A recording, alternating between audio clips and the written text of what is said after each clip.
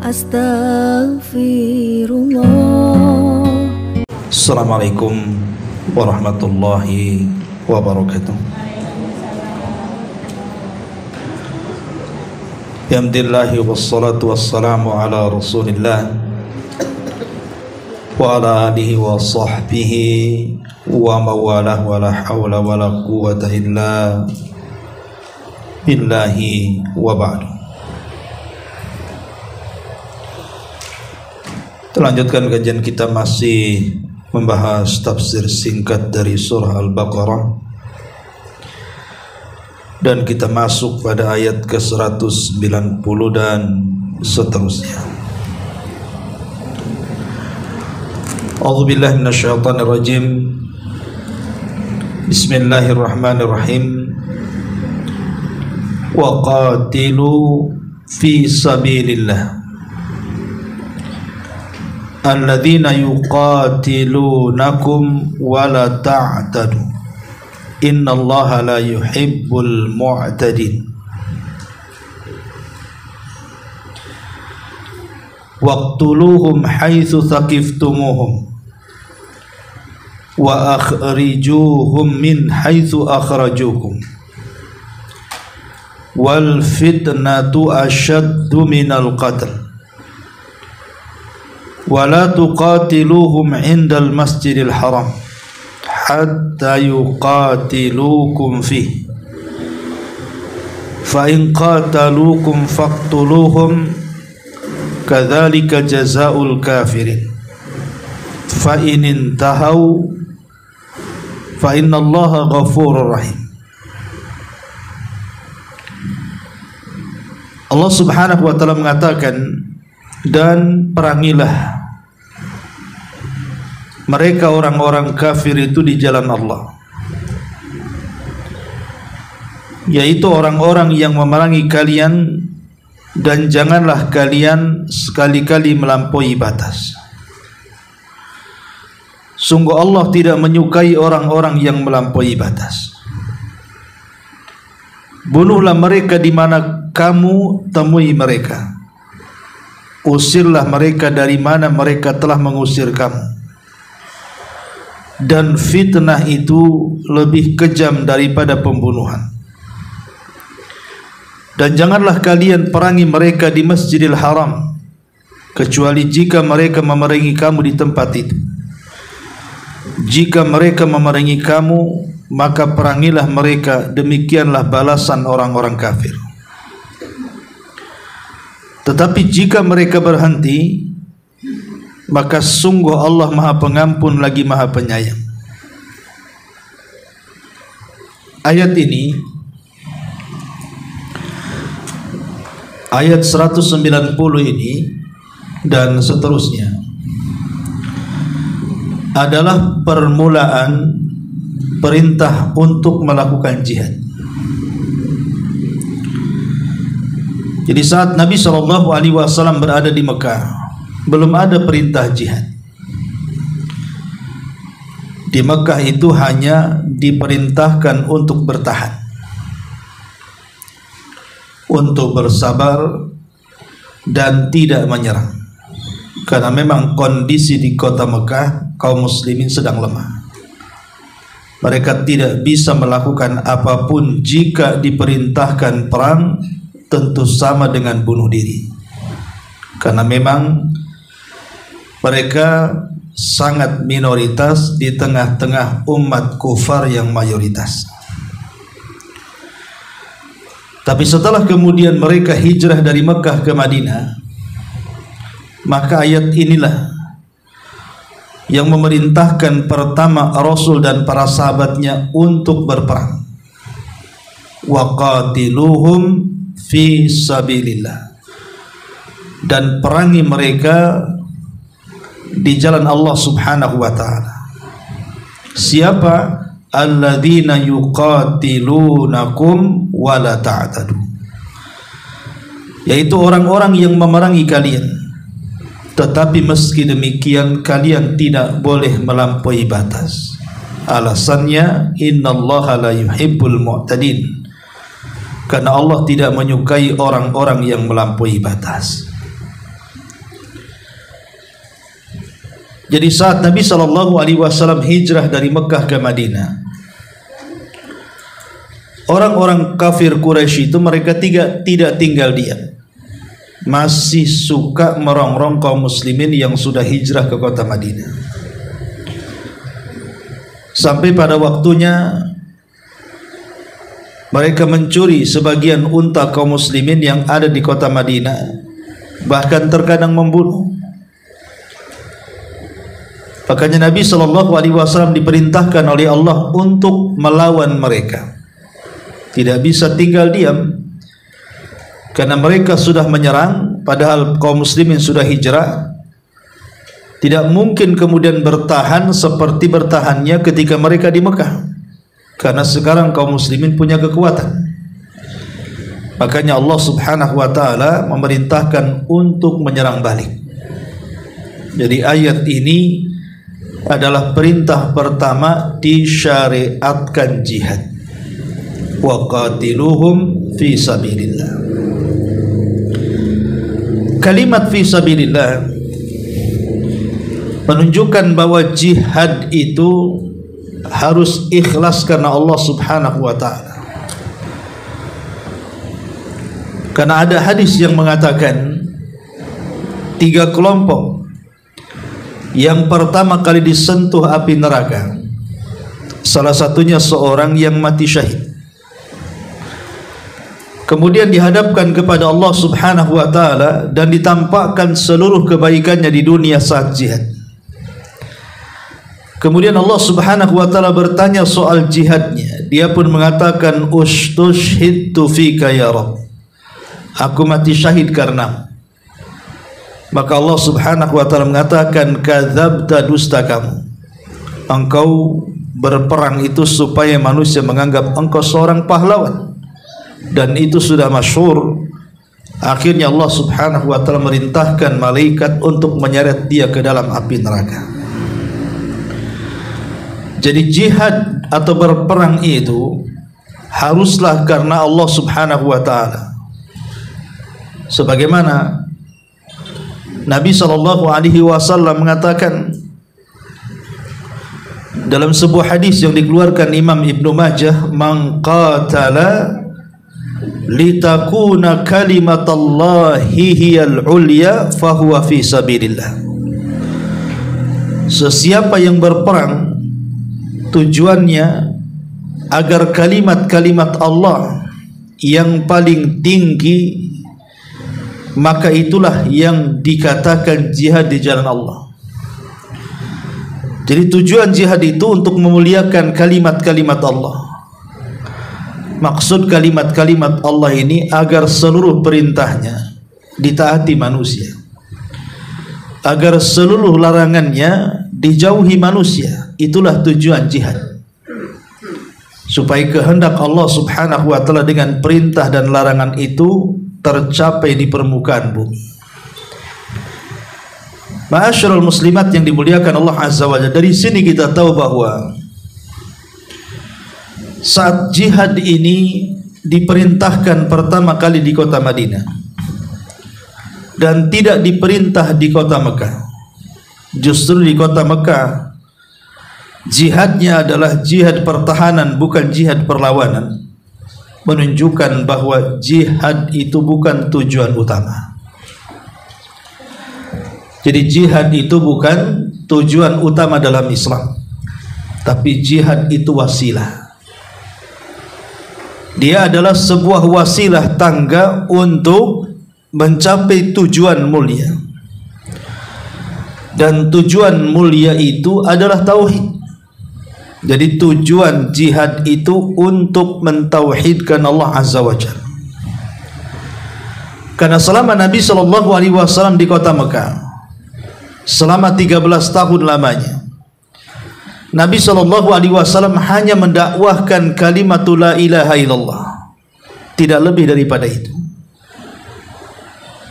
Jadi Nabi SAW selama 13 tahun di kota Mekah, Rasul hanya mengatakan qulu la ilaha illallah, katakan oleh kalian la ilaha illallah, tidak ada sesembahan yang berhak disembah kecuali Allah Subhanahu wa taala.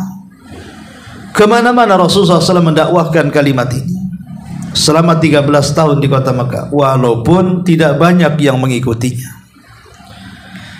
Baru setelah kemudian hijrah ke kota Madinah, baru disyariatkan jihad.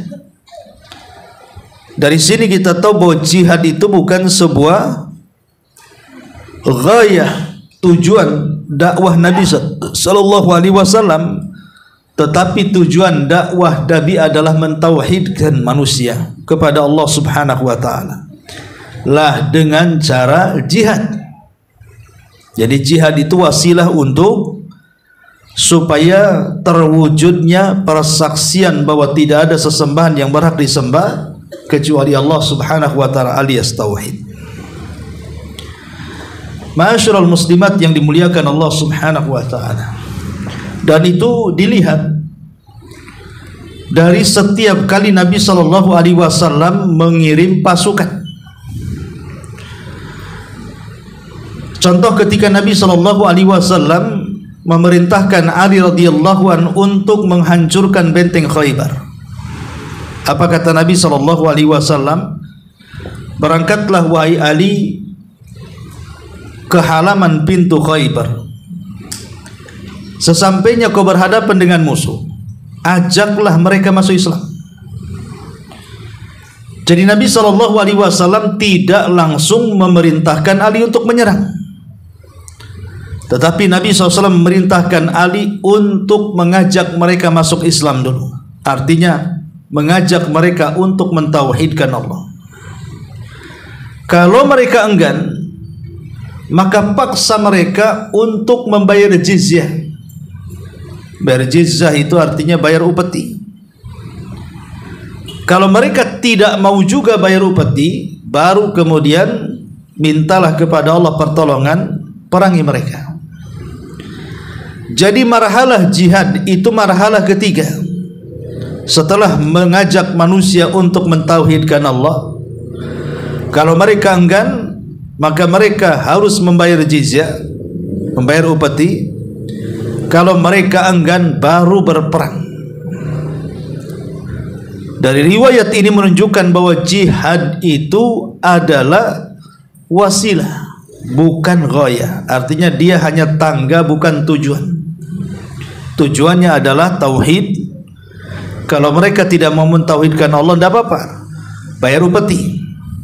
Kalau mereka tidak mau bayar upeti, maka terpaksa kita perang. Kenapa kemudian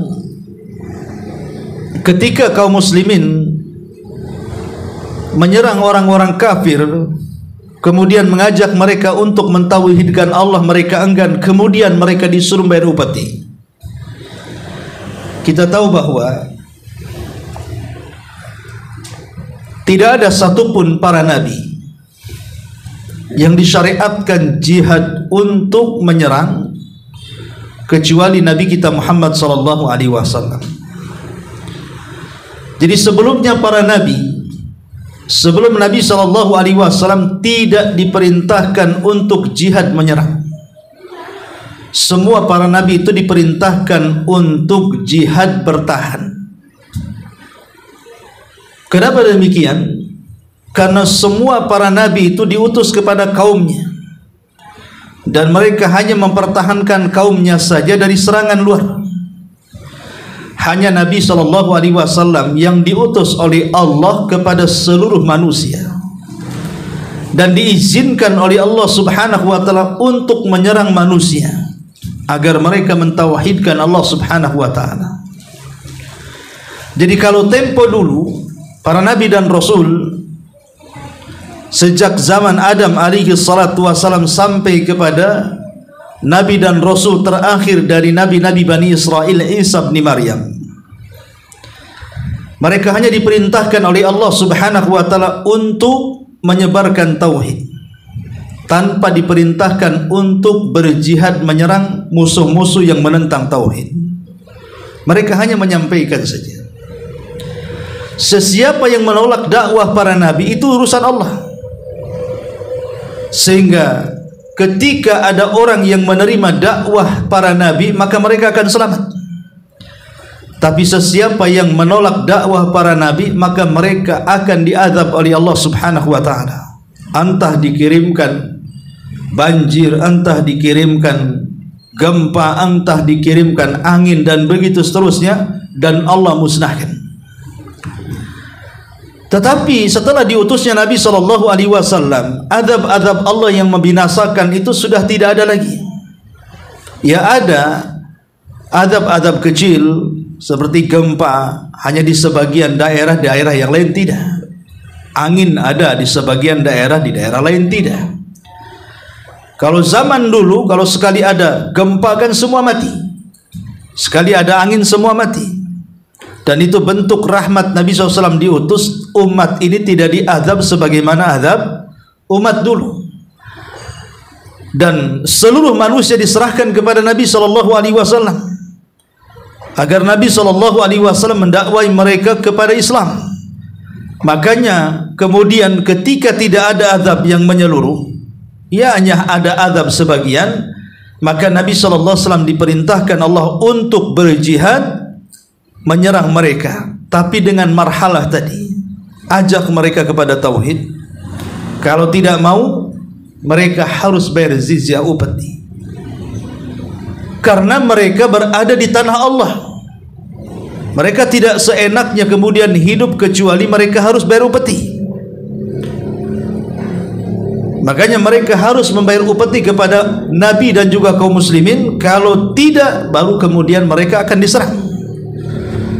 Disinilah kemudian perintah untuk melaksanakan jihad di jalan Allah Subhanahu wa taala berlaku kepada Nabi SAW. Bahkan harta rampasan perang juga dihalalkan bagi kaum muslimin yang tidak dihalalkan sebelumnya kepada para nabi dan rasul. Karena tugas rasul itu diutus kepada seluruh manusia, bukan kepada kaumnya saja. Ma'asyiral muslimat yang dimuliakan Allah Subhanahu wa taala, sebenarnya ayat ini ada asbab nuzulnya. Jadi saat Nabi SAW melaksanakan umrah pertama di tahun ke-6 Hijriah, ketika itu dihalang-halangi oleh orang-orang kafir Quraisy. Rasul dan para sahabat tidak boleh masuk ke kota Mekah, padahal mereka sudah menggunakan kain ihram. Sampai akhirnya banyak dialog yang berakhir dengan perjanjian Hudaybiyah.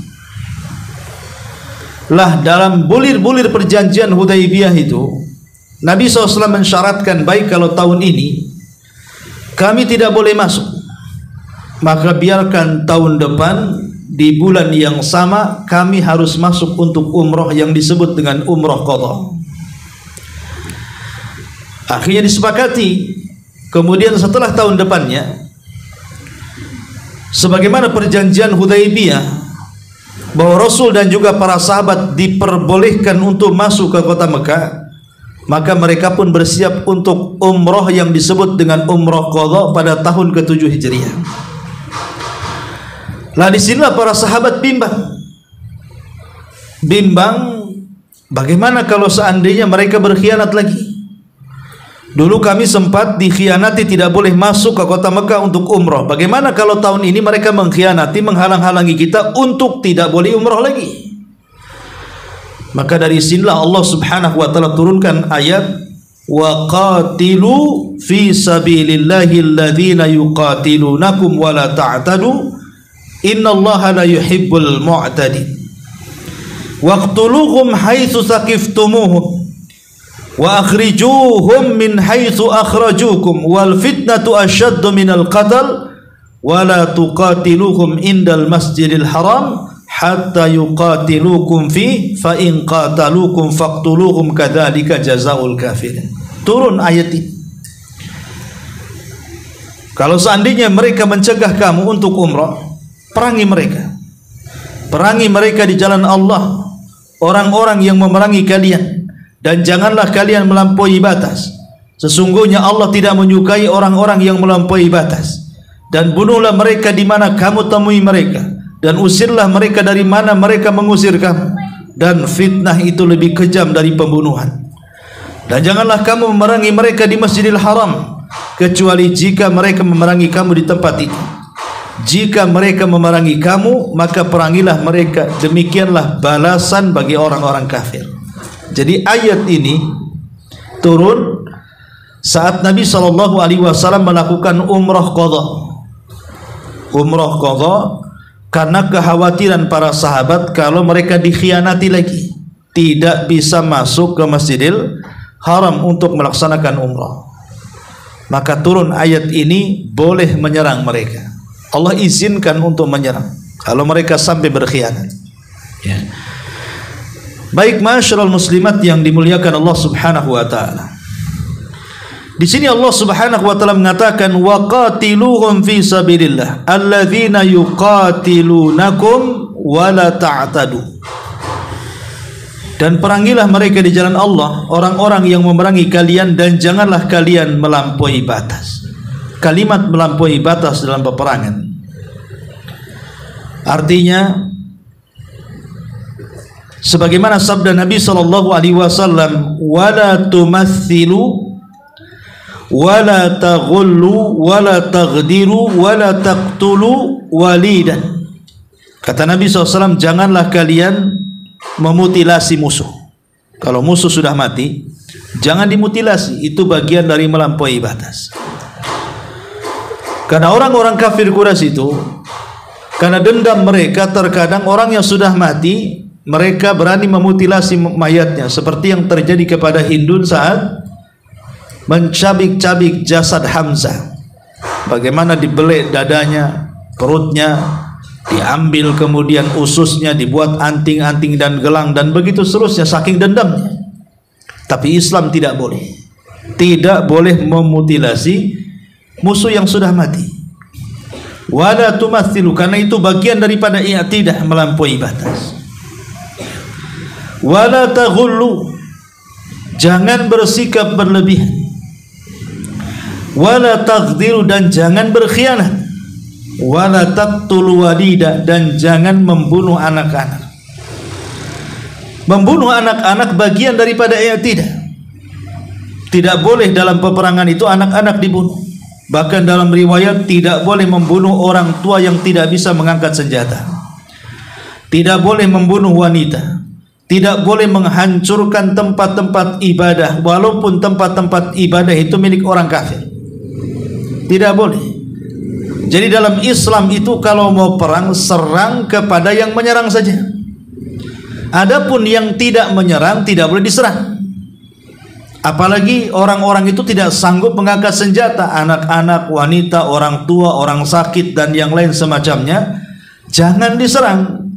Itulah bagaimana indahnya Islam, sampai dalam pertempuran pun ada akhlak dan adabnya.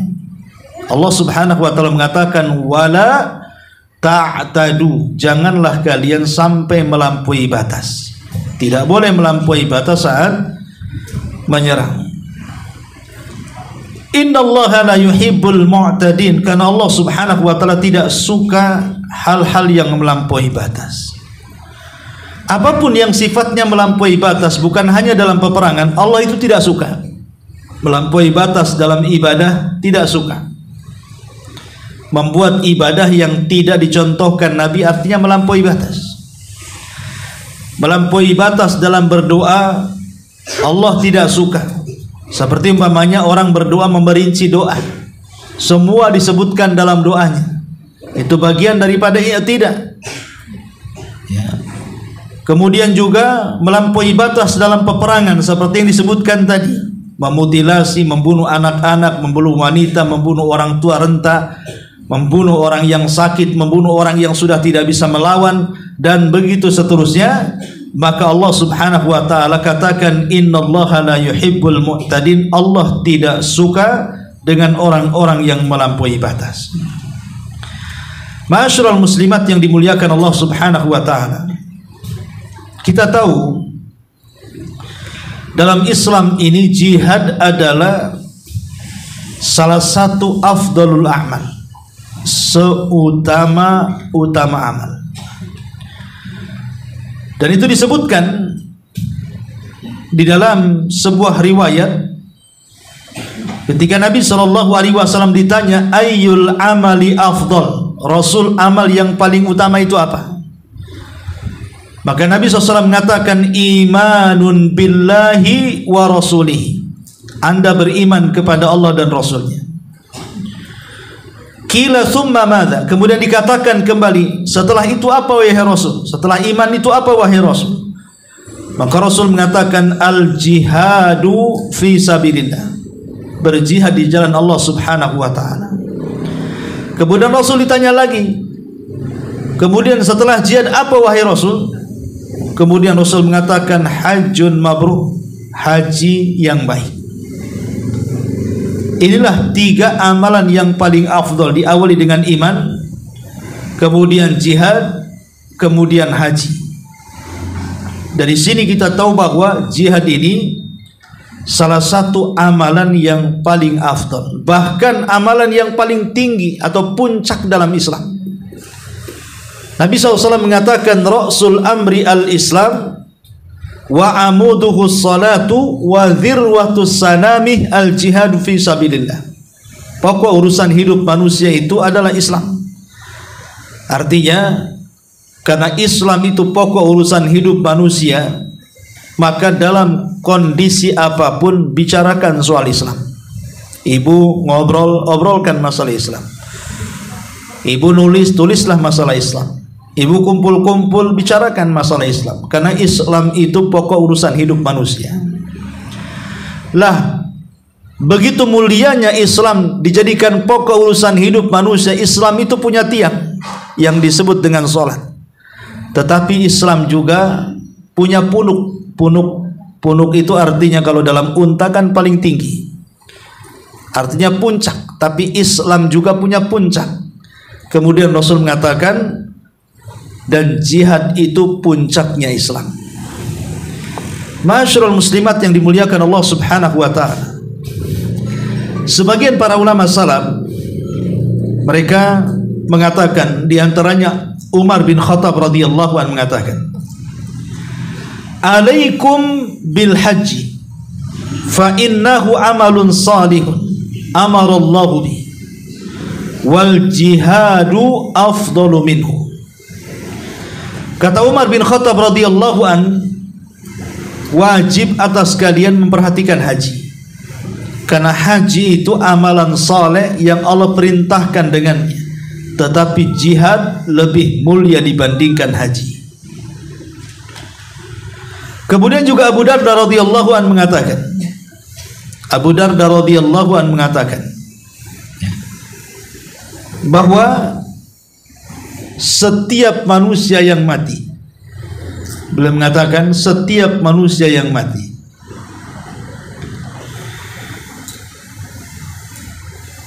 tidak ada yang lebih utama dibandingkan orang yang mati di medan perang. Semua orang yang mati, kata Abu Darda, tidaklah lebih utama dibandingkan orang yang mati saat dia berperang. Kenapa demikian? Karena Nabi SAW menyebutkan kematian orang yang mati syahid itu mendapatkan sittu khisalin, 6 keutamaan saat meninggal. Pertama, yughfar lahu fi awwali daf'ah, saat darah menetes dari badannya dosa-dosanya sudah diampuni. Yang kedua, yura maq'adahu minal jannah, diperlihatkan saat kematiannya tempat duduknya di neraka, tempat duduknya di sorga. Diperlihatkan saat kematiannya tempat duduknya di sorga. Kemudian yang ketiga, wa yujaru min adzabil qabri, diselamatkan dari azab kubur. Diselamatkan dari azab kubur. Kemudian yang keempat, wa ya'man minal faza'il akbar, dia akan merasa aman saat kiamat dibangkitkan. Saat manusia cemas, harap, takut, tetapi orang yang mati syahid aman saat itu, tidak merasa ada kekhawatiran. Kemudian yang kelima, yudha ala ra'sihi tajul waqar, diletakkan di atas kepalanya piala yang sangat indah dari piala-piala ketenangan. Kemudian yang keenam, al-yaqutatu minha khairun minad dunya wa ma fiha. Maka akan diberikan perhiasan yang sangat mulia, permata-permata yang jauh lebih baik dibandingkan dunia dan isinya. Dan yang terakhir, wa yuzawwaj itsnatain wa sab'ina zaujatan min hurin. Dia akan dinikahkan dengan 72 bidadari. Bahkan dalam riwayat, dia akan memberikan syafaat keluarganya 70 dari kerabatnya. Ya, ini kenapa kemudian jihad itu sangat mulia di dalam Islam. Baik, kita akan sedikit mengembangkan masalah ini. Ma'asyiral muslimat yang dimuliakan Allah Azza wa Jalla, jihad ini kan ada tingkatan-tingkatannya. Yang pertama ada namanya jihadun nafsi, jihad melawan diri sendiri. Yang kedua ada namanya jihadus syaitan, jihad melawan syaitan. Yang ketiga ada namanya jihadul kuffar wal munafikin, jihad melawan orang-orang kafir dan juga munafik. Dan yang terakhir jihadu ashabil zulmi wal bid'ah wal munkar, jihad melawan orang-orang yang berlaku zalim, berlaku bid'ah dan juga kemungkaran. Inilah maratib jihad namanya. Jadi jihad itu ada 4 tingkatan. Adapun yang pertama jihadun nafsi, jihad melawan diri sendiri. Itu terdapat 4 tingkatan. Pertama, jihaduha ala ta'allumi umuriddin, jihad melawan diri sendiri agar senantiasa mempelajari agama dengan baik. Jadi saat ibu belajar agama, itu hakikatnya ibu melawan diri sendiri. Kalau tidak melawan hawa nafsu pada diri sendiri ibu, tentu tidak dilangkahkan kaki ibu ke tempat ini. Ibu kan memaksakan, akhirnya sampailah di Mushola Al-Qadiri. Itu karena ibu melawan diri sendiri. Antara melangkah dan tidak, ibu langkahkan. Berarti ibu berhasil melawan diri sendiri. Kemudian yang kedua, jihaduha alal amali. Tentu setelah seseorang itu mendapatkan ilmu pengetahuan, maka ada tuntutan yang kedua, jihad untuk mengamalkan ilmu yang didapatkan. Kemudian yang ketiga, jihaduha ala da'wah ilaihi bi basiratin. Baru setelah kita mengamalkan pengetahuan yang kita miliki, baru berusaha untuk mendakwahkan kepada orang lain dengan ilmu pengetahuan yang dimiliki. Dan yang keempat, jihaduha ala sabri ala masyaqi da'wati ilallah. Baru yang keempat adalah jihad setelah belajar, mengamalkan, berdakwah, bersabar di atas 3 perkara tadi. Sabar ketika menuntut ilmu, sabar ketika mengamalkan ilmu, sabar ketika mendakwahkan ilmu. Ini yang pertama. Yang kedua, jihad melawan syaitan. Jihad melawan syaitan ini ada 2 macam. Pertama, jihaduhu ala daf'i ma yalqi ilal abdi minasyubhat, berusaha untuk melawan syubhat. Karena syaitan itu dia berusaha untuk mengacau agama kita dengan menyebarkan syubhat. Dirusaknya agama kita dengan syubhat. Kemudian yang kedua, jihaduhu ala daf'i ma yalqi ilaihi minasyahwat. Kemudian yang kedua, kalau tidak berhasil dari syubhat, maka syaitan akan melancarkan dari syahwat. Maka dalam bentuk melawan syaitan, pertama, lawanlah syubhat dengan ilmu pengetahuan. Yang kedua, lawanlah syahwat dengan akhlakul karimah, dengan akhlak yang baik. Kemudian yang ketiga, jihad melawan orang-orang kafir dan munafik.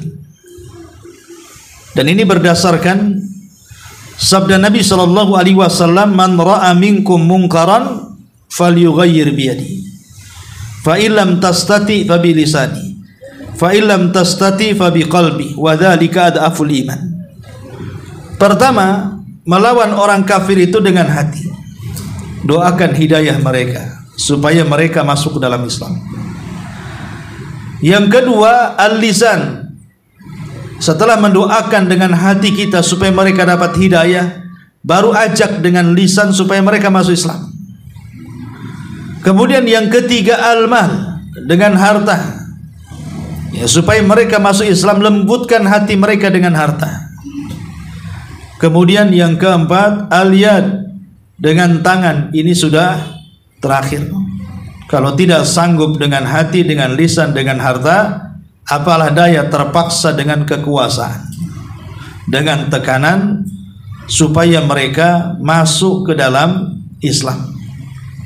Tapi sekali lagi dengan tekanan di sini maksudnya dengan jihad. Itu kan alternatif terakhir itu. Karena dari awal pembahasan kita bahwa jihad itu wasilah bukan ghaya. Dia bukan tujuan tapi tangga menuju tujuan. Tujuan kita menyebarkan Islam. Ya. Dan disyariatkan jihad itu kan untuk mengembalikan orang kafir ke tempat mereka supaya jangan menyerang. Pamannya kita di negeri kita Indonesia ini tiba-tiba diserang dari negara luar. Kemudian kita melawan. Ya. Kita melawan mereka itu supaya mereka kembali ke daerahnya dan tidak menjadi penjajah. Dan kalau mereka sudah pulang ke negerinya, biarkan. Tidak perlu kemudian kita paksa mereka masuk ke dalam Islam. Karena memaksa orang masuk Islam itu percuma. Dikhawatirkan mereka masuk bukan dalam ikhlas tapi jadi munafik. Sebab orang yang terpaksa masuk Islam itu biasanya jadi munafik. Dan kondisi munafik itu nggak ada gunanya dalam Islam.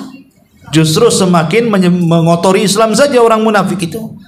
Makanya kita tidak boleh memaksa orang masuk Islam. Allah mengatakan la ikraha fid din, tidak ada paksaan dalam Islam. Jangan dipaksa orang masuk Islam, takutnya mereka masuk dalam posisi munafik. Biarkan mereka masuk Islam itu dengan sukarela. Ma'asyiral muslimat yang dimuliakan Allah Subhanahu wa taala. Dan perlu diketahui bahwa jihad itu sendiri memang tidak disebutkan di dalam rukun Islam. Kita tahu rukun Islam hanya syahadat, salat, puasa, zakat dan haji. Dia bukan bagian daripada arkanul Islam, rukun-rukun Islam. Tetapi tegaknya rukun Islam juga ada kaitan dengan jihad. Kalau tanpa ada jihad, terkadang rukun Islam pun tidak bisa diwujudkan. Makanya keberadaan jihad itu sangat penting di dalam Islam. Dan Islam sangat memerintahkan kita untuk berjihad, baik jihad dengan harta-harta kita ataupun dengan jiwa-jiwa kita. Kembali ke pembahasan. Di sini Allah Subhanahu wa taala telah mengatakan innallaha la yuhibbul mu'tadin waqtuluhum haitsu saqiftumuhum. Dan bunuhlah mereka di mana kamu temui mereka. Wa akhrijuhum min haitsu akhrajukum, dan usirlah mereka dari mana mereka mengusir kamu. Jadi Nabi SAW memerintahkan kita untuk menyerang. Kalau diserang, tidak mungkin orang diserang diam saja. Kalau mereka menyerang, bunuh mereka. Kalau mereka mengusir, usir mereka. Kenapa demikian? Wal fitnatu asyaddu minal qatl. Dan fitnah itu lebih kejam dibandingkan pembunuhan. Maksudnya fitnah di sini adalah kekafiran dan kesyirikan. Kalau tidak ada jihad akan menyebar kekafiran. Kalau tidak ada jihad akan menyebar kesyirikan. Orang mendiamkan, tidak ada kemungkaran dibiarkan gitu. Orang kafir dibiarkan bebas jalan ke sana kemari, maka mereka sesuka hati akan menyebarkan syubhat. Pasti akan banyak kekafiran dan kesyirikan di mana-mana. Karena itulah makanya kenapa kesyirikan dan kekufuran itu lebih lebih jahat dibandingkan perang itu sendiri.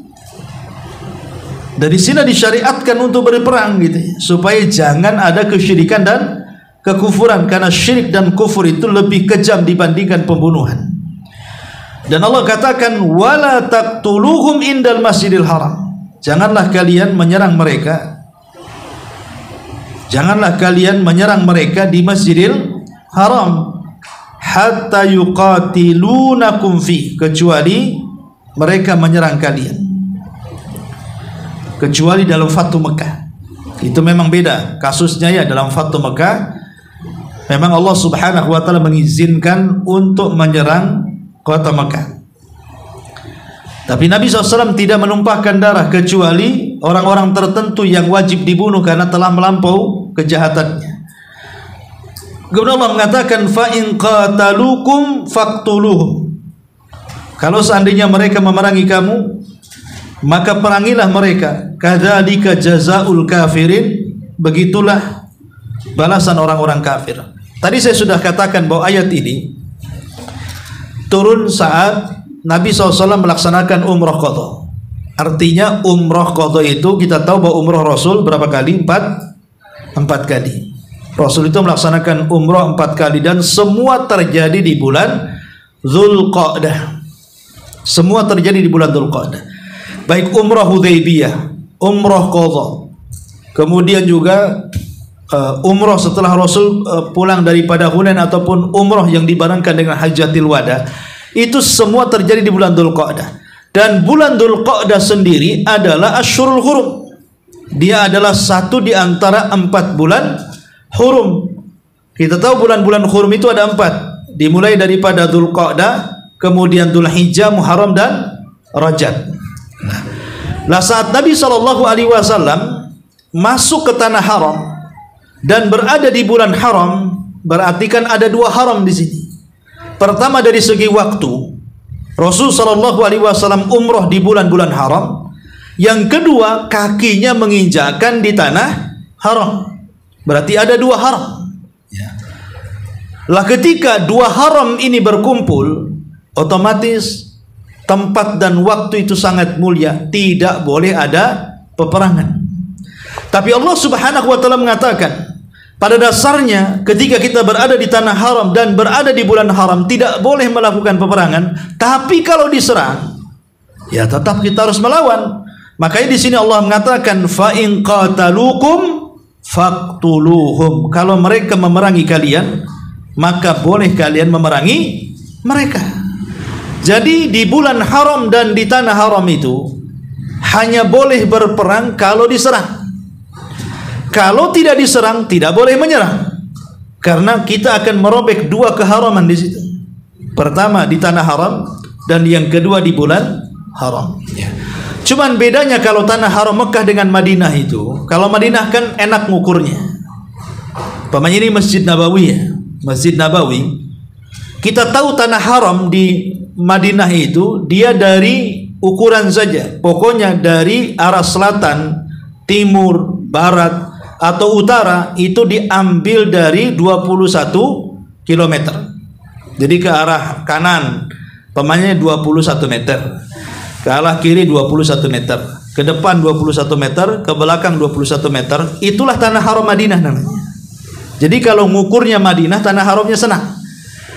Karena kiri kanan depan belakang atau barat timur selatan utara, pokoknya ukurannya 21 km. Jadi ke barat 21 km, ke timur 21 km, ke utara, ke selatan 21 meter. Itulah yang disebut dengan Haramul Madinah namanya. Jadi dari masjid itu pokoknya putar-putar itu memutari masjid sekitar 21 meter. Tapi kalau tanah Mekah itu beda. Dia bukan pakai kilometer. Ya, dia pakai letak-letak daerah. Arafah, nanti sebagian Arafah masuk, sebagian tidak. Ya, nanti Muzdalifah juga sama. Nanti ke arah tempat lain agak rumit, tetapi negeri Saudi sudah menancapkan beberapa plang di sana bahwa ini tanah haram, ini tanah halal gitu ya. Agak repot kalau di Madinah itu, di Mekah itu. Kalau Madinah lebih suka, lebih mudah karena menggunakan kilometer tadi. Tapi yang jelas bahwa ayat ini kan menjelaskan tentang umroh Nabi SAW dan umroh Nabi itu di bulan Hurum Dzulqa'dah. Dan sudah menggunakan ihram dan sudah masuk di masjid di tanah haram. Berarti ada 2 keharaman yang tidak boleh dilanggar. Makanya di sini Nabi SAW diperintahkan untuk umrah dan tidak boleh berperang. Tetapi kalau seandainya mereka menyerang, baru boleh engkau menyerang, dan itu balasan bagi orang-orang kafir. Dan Allah tutup ayatnya, fa inin tahau fa innallaha ghafurur rahim. Tapi jika mereka berhenti, maka sungguh Allah subhanahu wa ta'ala maha pengampun lagi maha penyayang. Wallahu alam. Sampai di sini tafsir singkatnya. Sebelum saya tutup, kalau yang bertanya silakan.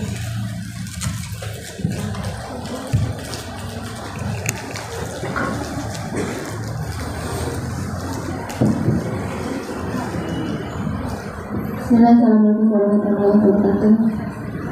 Ustaz, ada sedikit pertanyaan Ustaz dari jemaah. Beliau menanyakan begini, ketika saya umroh, itu saya melihat orang sholat di lataran toko-toko di sekitar Masjidil Haram, itu membuat saf-saf. Apakah itu termasuk sambungan dari saf atau terputus Ustaz? Karena beliau ini ketika umroh juga sempat melakukan sholat seperti itu. Itu juga Ustaz. Yes. Sholat di depan hotel, di jalan-jalan, itu keutamanya sama saja, karena masih di tanah haram. Tetapi tentu orang yang sholat di dalam masjid itu lebih utama dibandingkan yang di jalan-jalan. Karena bagaimanapun, kalau di dalam masjid itu kan akan menyempurnakan saf. Tapi kalau sudah di jalan-jalan itu sudah tidak sempurna salatnya. Tapi sah ya sah salatnya, dan mendapatkan juga keutamaan salat di tanah haram. Karena Mekah dengan Madinah berbeda. Kalau Mekah, sholat di mana saja selama itu tanah haram, itu dapat pahala 100.000 kali sholat di tempat-tempat lainnya. Tapi kalau di Madinah tidak bisa. Di Madinah itu hanya di dalam masjid saja. Kalau ingin mendapatkan keutamaan 1.000 kali sholat di tempat-tempat lain, harus sholat dalam masjid Nabawi. Kalau di luar Masjid Nabawi, walaupun masuk pada Haramul Madinah 21 km arah timur, barat, utara, selatan, itu tidak dapat keutamaan kecuali yang sholat dalam masjid. Tapi kalau di Mekah tidak, sholat di mana saja selama itu tanah haram, maka dapat 100.000 kali sholat di tempat yang lainnya. Sehingga walaupun sholat di hotel, sholat di pelataran, sholat di jalan, itu tetap dapat keutamaan. Cuman kesempurnaannya kurang dibandingkan orang yang sholat dalam masjid. Karena dalam masjid kan jelas safnya itu. Kalau di luar masjid, di jalan-jalan, tentu safnya akan kurang. Tapi dari segi keutamaan sama. Wallahu a'lam. Ini ada lagi pertanyaan Ustaz. Ustaz, ketika saya umroh, saya melihat orang berwudu dengan segelas air aqua. Kemudian dia hanya mencuci tangan, muka, mengusap kepala dan kaki tanpa berkumur-kumur dan istinsa. Apakah itu sah wudu ya Ustaz? Ya, alhamdulillah, itu bagian daripada rukun. Jadi ada sebagian madhab mengatakan bahwa berkumur-kumur dan masukkan air ke istinsak itu sunnah, sehingga tanpa dilakukan pun sah wudunya. Tapi sebagian madhab yang lain mengatakan wajib, sehingga harus dilakukan. Memasukkan air dan berkumur-kumur dan masukkan air ke hidung itu wajib, karena itu perintah. Jadi dilihat di situ. Kalau dia menganggap itu sunnah, ya sah-sah saja. Tapi bagi yang menganggap wajib, berarti harus dilakukan. Baru kemudian sah wudunya. Dan berwudu dengan satu gelas, satu mud, itu pernah dilakukan Nabi, dan itu cukup. Tapi sekarang kan lebih mudah lagi dengan adanya hairspray, semprot-semprot, ya. Makanya sebaiknya kalau umroh dalam kondisi itu bawa aja semprotan.